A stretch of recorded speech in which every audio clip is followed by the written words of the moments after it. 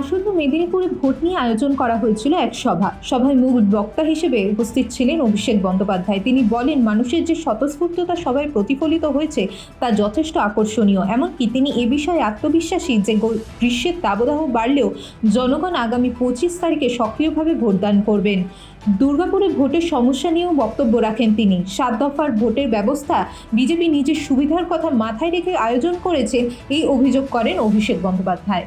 আপনারা দেখেছেন 7 দফায় বাংলায় নির্বাচন করেছে, যেখানে গরমের মধ্যে আমরা চেয়েছিলাম যে নির্বাচনটা তাড়াতাড়ি হয়ে গিয়ে মিটে গেলে মানুষের সুবিধা হবে।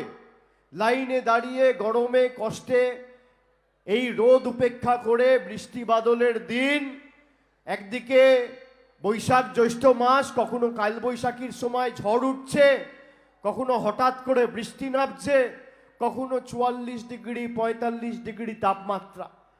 আমরা চেয়েছিলাম নির্বাচনটা তাড়াতাড়ি হোক, 1 দফায় বা 2 দফায় শেষ হোক। তা না করে বাংলা বিরোধী বিজেপি যাতে বহিরাগত পরিযায়ী বসন্তের কোকিলরা বাংলায় এসে প্রচার করতে পারে এবং মানুষের কষ্ট হয়, সে কারণে 7 দফায় নির্বাচন করেছে।